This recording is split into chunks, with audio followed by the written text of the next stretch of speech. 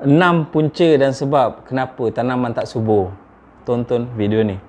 Baik, sebelum tu mohon komen di bawah Komen di bawah kalau ada pendapat ataupun cadangan atau teguran supaya kami dapat baiki video konten kami. Alright, let's go. Terus.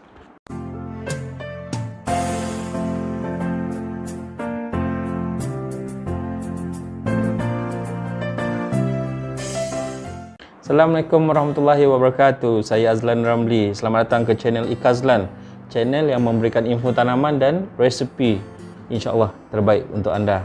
Baiklah, sebelum tu kita mohon pada yang belum subscribe, mohon subscribe, tekan button merah dekat bawah tu supaya kami lebih bersemangat untuk menyediakan video-video ataupun info-info yang insya-Allah berguna untuk tuan-puan dan korang semua. Okay. Baiklah, pada video yang lepas saya dah berkongsi pendapat yang menerangkan sebab-sebab pokok-pokok kalau kita tengok dekat ladang-ladang orang, dia punya sayuran ataupun pokok-pokok dia orang subur dan menghasilkan buah yang banyak. Boleh lepas ni boleh tengok video yang saya yang ni lah. Baik, ini 6 punca sebab kenapa tanaman kita dekat rumah tak subur. Okey. Sebab yang pertama, biasa pembajaan yang tak betul lah. Sebab yang pertama adalah pembajaan yang tak betul. Seperti macam kita kurang membaja, kita baja kita tak ikut masa kan, tak ikut pertumbuhan umur pokok, kita tak gunakan baja yang betul. Dan sebenarnya terlebih baja juga menjadi faktor yang menyebabkan pokok tu sakit dan tak subur lah. Sebab yang kedua adalah siraman yang tak sempurna. Maksud siraman tak sempurna ni maksudnya kita kurang menyiram lah kan, yang mana yang juga bermaksud kita biarkan tanah tu kering. Bila tanah tu kering, dia akan menyebabkan pokok tu jadi lemah kan, perlukan air kan, pokok tu jadi lemah dan baja yang kita tabur tu dia tak dapat menyerap ataupun tak dapat release dengan baik lah kan, dia jadi kering je kat tanah tu. Nanti akar tu atau pokok tu akan jadi stres lah. Dan juga jumlah air yang kita siram tu tak cukup. Contoh macam cili kan, pokok cili atau pokok terung dia memerlukan lebih kurang 1.5 hingga 2 liter air sehari. Jadi bila air yang kita siram tu kurang, bermaksud air pokok tu dia tak dapat air yang cukup lah. Jadi air tak dapat resap ke akar dengan baik kan.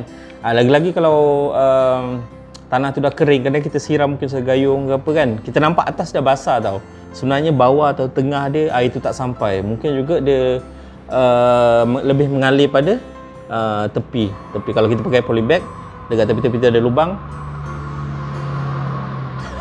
Itu ada makcik lalu. Okey, tak apa, pendirikan dia. Okey, jadi bila air tu kita kurang menyiram, dia tak dapat serap sampai ke tengah atau ke bawah lah, yang mana zona akar tu dia tak sampai. Kita nampak atas dah basah, tapi sebenarnya kalau kita korek, kita tengok air tu sebenarnya tak sampai pun dekat zona akar. Okey, sebab yang ketiga adalah penyakit dan serangga perosak.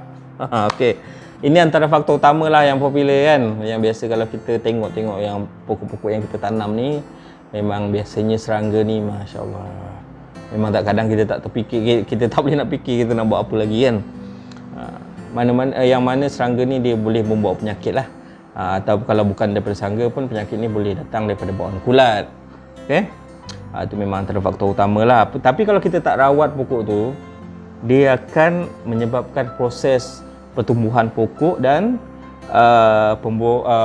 pembungaan ataupun proses pembuahan pokok tu jadi terganggu lah. Okey, penyakit dan serangga ni memang susah jugalah sebenarnya kalau kita kurang mahir untuk kita selesaikan masalah tu lah.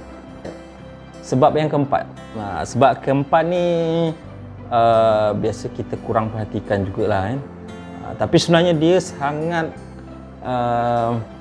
sangat mempengaruhi faktor kesuburan pokok, iaitu nilai pH tanah. Mungkin pernah dengar, mungkin tak pernah dengar, tapi nanti pH tanah mungkin kita akan buat video lain yang lebih khusus lah pasal pH tanah. Tapi hari ini kita cuma bagi tahu sedikit lah. Okey.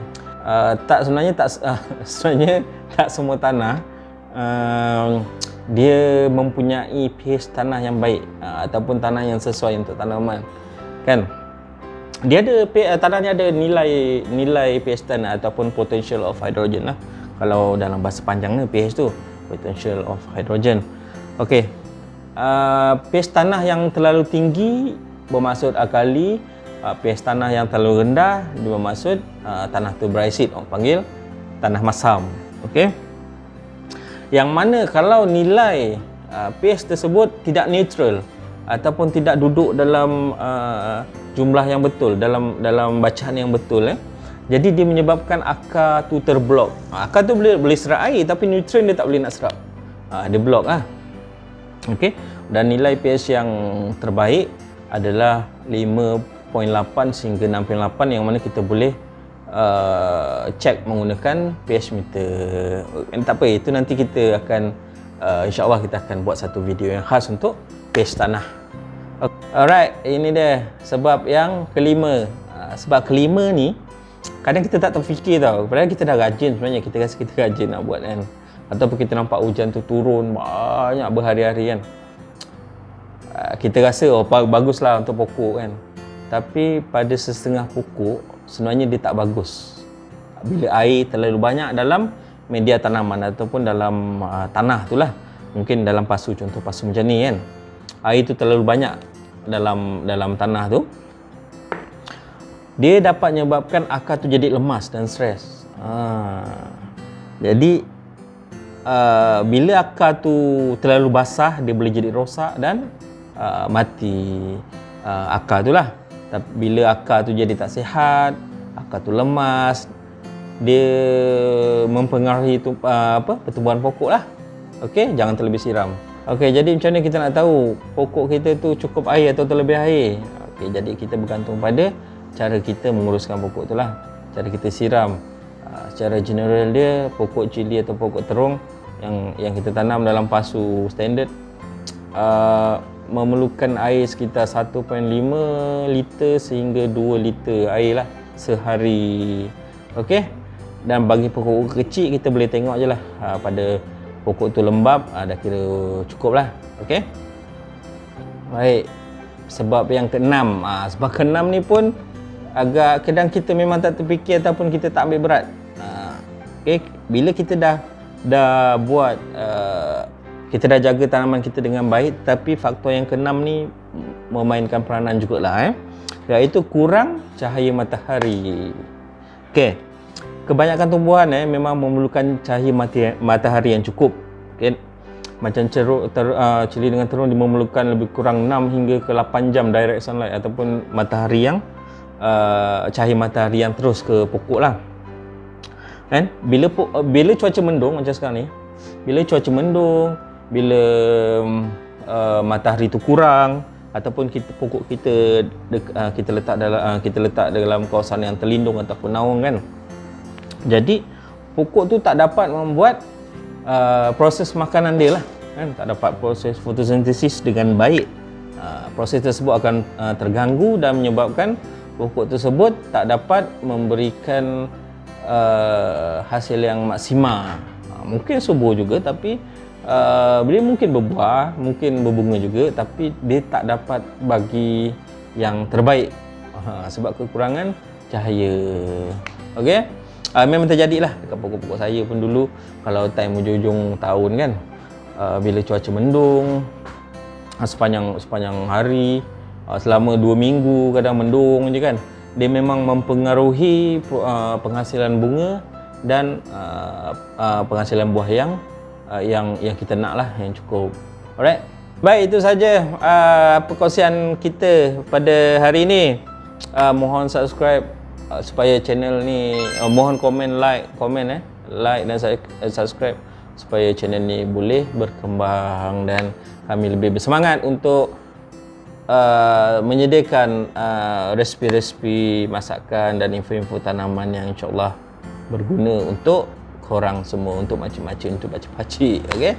Terima kasih. Assalamualaikum warahmatullahi wabarakatuh.